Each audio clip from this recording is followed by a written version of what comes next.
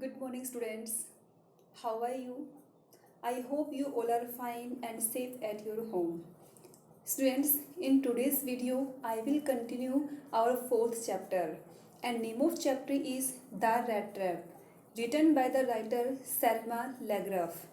Students, जहाँ पे हमने कल चैप्टर को छोड़ा था वहाँ पे हम डिस्कस कर रहे थे कि जो पैडलर और क्रोफ्टर वो दोनों क्रोफ्टर के घर पे हैं और क्रोफ्टर है वो पैडलर के सामने अपने व्यूज एक्सप्रेस करता है क्योंकि उसके कोई भी वाइफ और चाइल्ड नहीं होते, वो बिल्कुल ही लोनली होता है। अब उसके बाद जो क्रोफ्टर है वो उसको ये बताता है कि जब वो यंग था उस टाइम पे वो एज ए क्रोफ्टर काम करता था, लेकिन अब वो ओल्ड हो गया है तो ओल्ड एज में वो अपना सर्वाइवल है वो अपनी बोसी मीन्स काऊ की हेल्प से करता है और लास्ट मंथ उसे काऊ के मिल्क से 30 करोनर्स की अर्निंग हुई है। इस बात पे पैडलर को बिलीव नहीं होता और पैडलर उसको देखता है और क्रोफ्टर इस बात को समझ जाता है कि peddler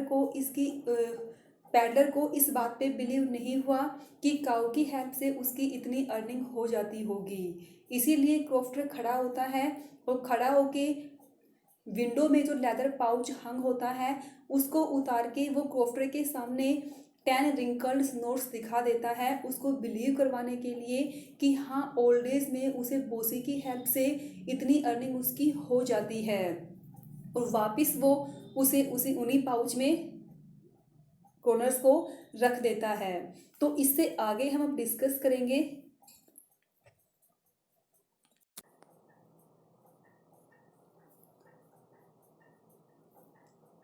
the next day both man goat up in good season. Good season means happily और नेक्स्ट डे क्या होता है, दोनों ही बहुत अच्छे मूड में उठते हैं। दोनों कौन, पैडलर और क्रोफ्टर, क्योंकि रात को मेजोरिस गेम प्ले करते वो सो गए थे और नेक्स्ट डे काफ़ी अच्छे मूड में वो दोनों उठते हैं। The crofter was in A Hari, Hari means जल्दबाजी होना, टू मिल्क हिज काउ, दूध निकालने को बोलते हैं मिल्क, दूध को भी मिल्क बोलते हैं और दूध निकालने को भी मिल्क बोलते हैं। अब ओल्ड क्रोफ्टर है उसे जल्दबाजी क्यों होती है जल्दी उठने की, क्योंकि उसे अपने काऊ को मिल्क करना होता है इसलिए। एंड द अदर मैन कौन है, पैडलर, और पैडलर को क्या लगता है कि probably thought he should not stay in bed when the head of the house has Gotan up, और पैडलर को ये लगता है कि जब हाउस का हेड मीन्स जो ओनर है कॉटेज का वो ही उठ गया है तो वो इतनी लेट तक क्या सोया रहेगा, ये सोच के पैडलर भी खड़ा हो जाता है। They left the cottage at the same time, वो दोनों कोटेज को सेम टाइम पे छोड़ते हैं, मीन्स दोनों ही कोटेज से एक साथ बाहर निकलते हैं क्योंकि क्रोफ्टर है उसको तो काऊ को मिल्क करना होता है और जो पैडलर है उसको नाइट टाइम के लिए सैलरी चाहिए थी, वो उसे मिल गई थी, उसे अपनी रेड ट्रैप सेल करनी है। The crofter locked the door and put the key into his pocket, जो क्रोफ्टर है वो कोटेज को लॉक करता है और की को अपनी पॉकेट में डाल लेता है। The man with the red trap said goodbye and thank you, जो पैडलर है वो उसको थैंक यू और गुड बाय बोलता है, किस लिए, उसको नाइट शेल्टर देने के लिए।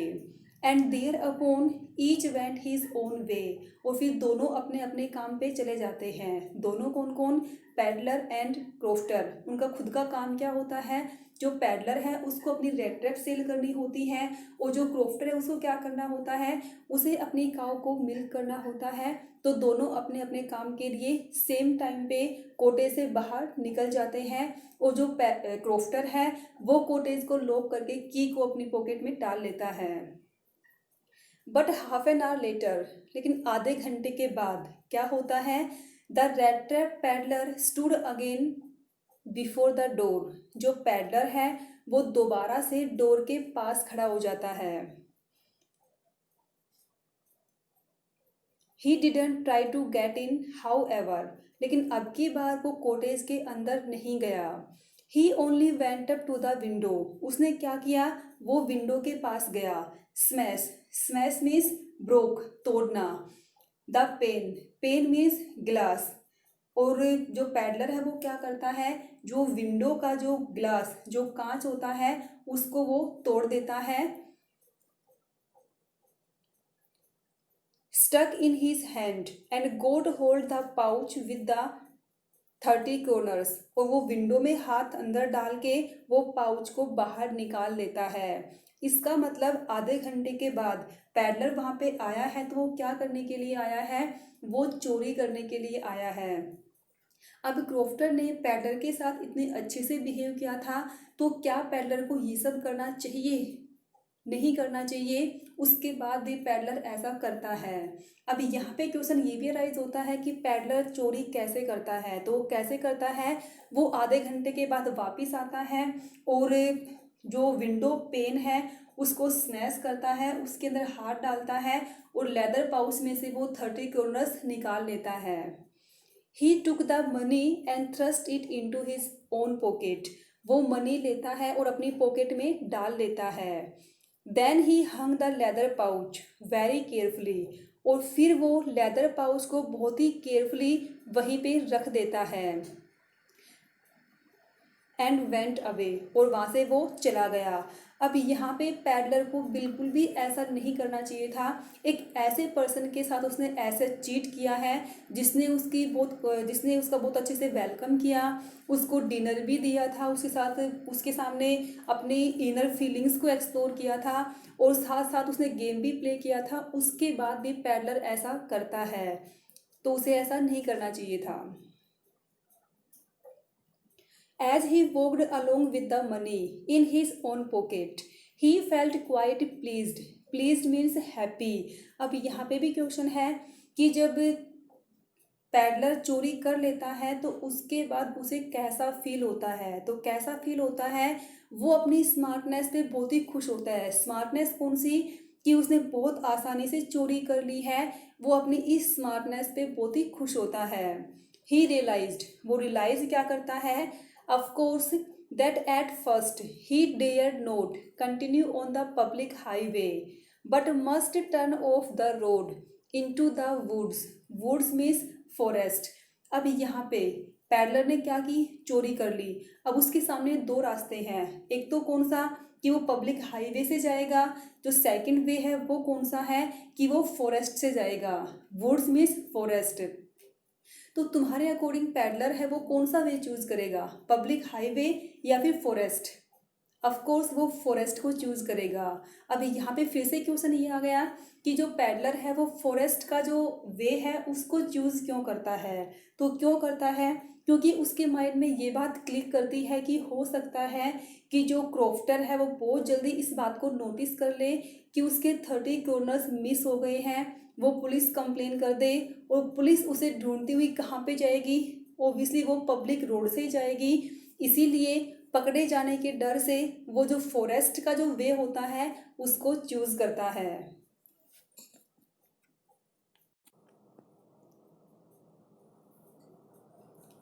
During the first hours this caused him no difficulty. अब पैडलर है, उसने सुबह से कुछ खाया भी नहीं है, विंटर टाइम है, ऑलमोस्ट दिसंबर का मंथ चल रहा है, सर्दी भी काफ़ी है, तो स्टार्टिंग के आवर्स में उसे कोई भी डिफ़िकल्टी फेस नहीं करनी पड़ती। लेटर इन द डे, लेकिन जैसे जैसे दिन होता है तो उस टाइम पे इट बिकेम वर्स, उसके लिए डिफ़िकल्ट हो गया। For it was a big and confusing forest. जो फॉरेस्ट था वो कैसा था, वो लार्ज भी था और डिफ़िकल्ट भी था, वो बहुत ही confusing. Confusing means perplexed, puzzle कर देना।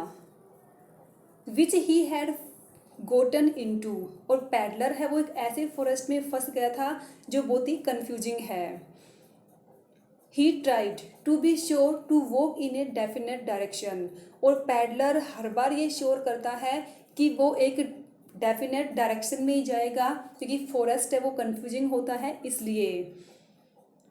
But the paths, paths means way, रास्ते, but the path twisted back and forth so strangely he walked and walked without coming to the end of the woods.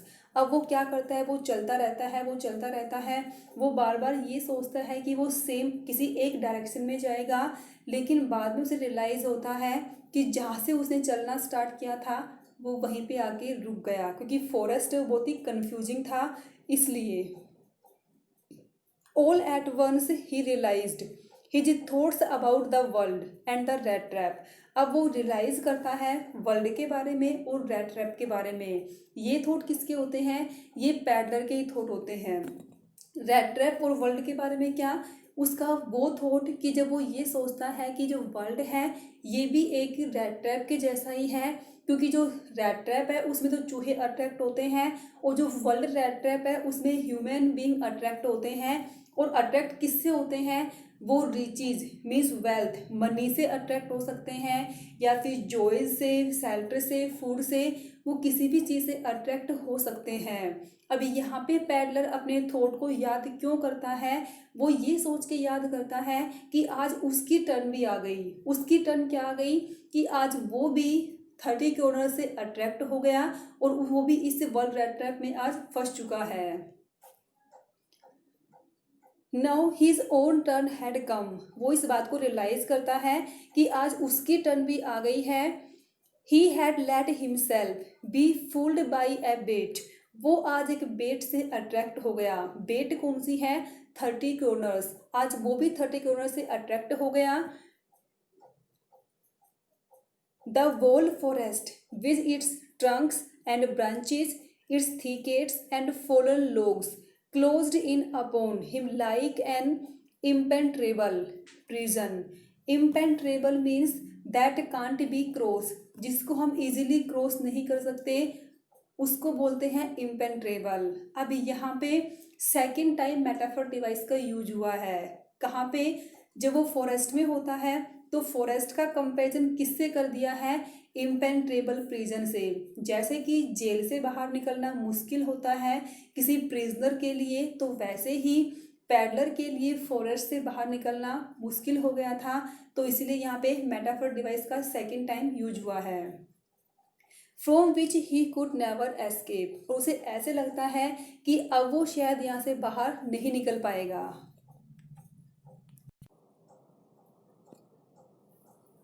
It was late इन दिसंबर। दिसंबर का month चल रहा होता है। Darkness was already descending. अंधेरा होना शुरू हो गया। पैडलर है उसने मॉर्निंग में चलना स्टार्ट किया था, दिन में कुछ खाया भी नहीं है। वो उसी फॉरेस्ट में घूम रहा है। वो बार बार एक डेफिनेट डायरेक्शन में जाने की कोशिश करता है, बट वो बार बार वहीं पे आके रुक जाता है जहाँ से उसने चलना स्टार्ट किया। और ऐसे करते हुए बिल्कुल शाम हो गई है, अंधेरा हो गया है, सर्दी का टाइम वैसे है। This increased the danger and increased also his gloom. Gloom means sadness. अब ये सब सोच के पैडलर बिल्कुल सैड हो जाता है and despair. Despair means hopeless. वो बिल्कुल होपलेस हो जाता है क्योंकि उसे नहीं लगता कि अब वो यहाँ से बाहर निकलेगा, क्योंकि उसे कोई भी होप दिखाई नहीं दे रही। फाइनली ही सार नो वे आउट। उसे कोई भी बाहर निकलने का रास्ता नहीं मिलता। And he sank down on the ground. और लास्ट में वो ग्राउंड पे गिर जाता है। Tired to death. वो इतना थका हुआ है कि उसे ऐसे लगता है कि वो मरने वाला है। Thinking that his last moment had come. उसे ऐसा लग गया कि उसका लास्ट मोमेंट है वो आ गया है, अब वो शायद और अधिक नहीं बचेगा। But just as he regular laid his head on the ground, he heard a sound, a hard regular thumping। अब जैसे वो ग्राउंड पे गिरता है तो उसके जो कान है वो ग्राउंड को टच करते हैं, तो उस टाइम पे उसे एक थंपिंग की आवाज़ आती है। थंपिंग मीन्स किसी के कोई हैमर, हैमर मीन्स हथौड़ा, उसकी जो आवाज़ होती है उसको यहाँ पे थंपिंग बोला गया है। तो वो ग्राउंड के टच करता है तो उसे थंपिंग की आवाज़ सुनाई देती है। There was no doubt as to what that was। और उसमें कोई डाउट नहीं है कि वो आवाज़ किसकी थी। वो समझ गया है कि वो हैमर स्ट्रोक्स की साउंड थी। He raised himself। अब उसने ये सोचा कि जो आवाज़ आ रही है तो डेफिनेटली यहाँ पे ह्यूमन बींग भी होंगे आसपास, तो वहाँ पे जाके शेल्टर ली जाए। तो अब वो अपनी पूरी स्ट्रेंथ गैदर करता है और वो खड़ा होता है। Those are the hammer strokes from an iron mill. और वो आवाज़ कहाँ से आ रही थी? वो एक आयरन मील से आ रही थी और वो हैमर स्ट्रोक की साउंड थी। He thought there must be people nearby. वो सोचता है कि डेफिनेटली यहाँ पे लोग भी होंगे। He summoned, summoned means gathered. He gathered all his strength. Strength means power, वो अपनी पूरी पावर है वो गैदर करता है। गोट अप, खड़ा होता है। And staggered, staggered means walking unsteadily, means लड़खड़ा के चलना। In the direction of the sound, और वो साउंड की डायरेक्शन में चला जाता है। द रामजसो आयरन वर्क्स, वो आवाज़ कहाँ से आ रही थी? वो एक मील से आ रही थी, और वो उस मील का नाम क्या है? Ramsjo iron works mill. Which are now close down, और वो मील है वो अभी बंद हो गई थी, वो वैसे बंद नहीं हुई है, बट आज के दिन वो मील बंद हो गई है। वर नोट सो लॉन्ग एगो, लेकिन बहुत टाइम पहले वो मील बंद नहीं हुई थी। ए लार्ज प्लांट, जो रामजसो आयरन वर्क्स है वो एक लार्ज प्लांट है। विद स्मेल्टर रोलिंग मील, और उस मील में काम क्या होता है? स्मेल्टर और रोल करने का काम होता है। In the summer time long lines of heavily loaded barges, यहाँ पे बार्जेस का मतलब है boat. And scows slide, scows means flat bottom boat, एक ऐसी बोट जिसकी जो बॉटम होती है वो बिल्कुल फ्लैट होती है, that is called scows. Slide down the canal, अब गर्मी के टाइम पे क्या होता है कि जो कैनल है, जो नहर है, उसमें से स्काउज और बार्जेस हैं वो जाती है, मीन्स बोट, और जिनकी बॉटम बिल्कुल फ्लैट होती है वो बोट जाती है। And in the winter time the roads near the mill were black from the old coal dust which sifted down from the big charcoal crates. और विंटर टाइम में क्या होता है कि जो स्मोक है, स्मोक मीन्स धुआं, उसके स्मोक के गिरने से जो आसपास के जो नियर बाई रोड है वो बिल्कुल ही ब्लैक हो जाते हैं। During one of the long dark evening just before Christmas, अब ये टाइम कौन चल रहा होता है? क्रिसमस फेस्टिवल का टाइम चल रहा होता है। द मास्टर स्मिथ, अब ये सब क्या बताया जा रहा है कि जो मील है उसके बाहर तो क्या हो रहा है, एक पैडलर है जो कि गिरा हुआ है, वो अपनी पूरी पावर गैदर करता है और मील के डायरेक्शन में आता है। अब मील के अंदर क्या चल रहा होता है ये सब यहाँ पे बताया जा रहा है। क्रिसमस टाइम होता है और वहाँ पे मील के अंदर एक मास्टर स्मिथ, यहाँ पे स्मिथ का मतलब है ब्लैक स्मिथ मीन्स लुहार, एक ब्लैक स्मिथ है और उनका मास्टर है वो उस मील में है। And his helper, helper means apprentice, sat in the dark fog near the furnace, furnace means fire place जिसको हम भट्टी बोलते हैं, और वो दोनों कहाँ बैठे हुए हैं? वो एक फर्नेस के पास बैठे हुए हैं। Waiting for the pig iron, pig iron means raw iron, कच्चा लोहा। Which had been put in the fire, वो दोनों क्या कर रहे हैं? जो फर्नेस के अंदर रो आयरन डाला हुआ है उसके पकने का वो वेट कर रहे हैं। To be ready to put on the anvil every now and then one of them got up to steer off the glowing mass, glowing means shining. अब टाइम टू टाइम वो उन दोनों में से कोई भी एक खड़ा होता है और वो जो आयरन मील के अंदर जो आयरन फर्नेस के अंदर डाला हुआ है उसको वो स्टीयर करता है, स्टीयर मीन्स हिला देना। Returning in a few moments dripping with perspiration, और जो वापिस आता है, जो स्टीयर करके आता है, उस पे बहुत पसीने आए होते हैं क्योंकि वो उस फर्नेस के पास जाते हैं और भट्टी के पास जाएंगे तो ओबियसली भले सर्दी का टाइम हो पसीने तो अपने आप ही आ जाते हैं क्योंकि गर्म जगह है, इसलिए। एज वॉज द कस्टम, अब वहाँ पे एक कस्टम है, कस्टम मीन्स रिवाज, कि जो भी उसको स्टीयर करने के लिए जाएगा तो वो क्या पहन के जाएगा, तो क्या पहनेगा? He wore nothing but a long shirt, एक लॉन्ग शर्ट पहनेगा। And a pair of wooden shoes. All the time there were many sounds to be heard in the forge, और इसके अलावा बहुत सी और साउंड भी आ रही थी जो उस मील में चल रही थी। और साउंड कौन सी हो सकती है? जैसे कि जो आयरन है जो फर्नेस के अंदर डला हुआ था तो उस आयरन की आवाज़, और नेक्स्ट उस मील में जो कोयल, कोयल मीन्स कोयला, जो कोयला है जो जल रहा था, और कोयला जलता है उस टाइम पे उसे कुछ पीसेस हैं वो ब्रोक होते हैं और बोर्ड्स के टकराते हैं, तो वो साउंड भी वहाँ से आ रही थी।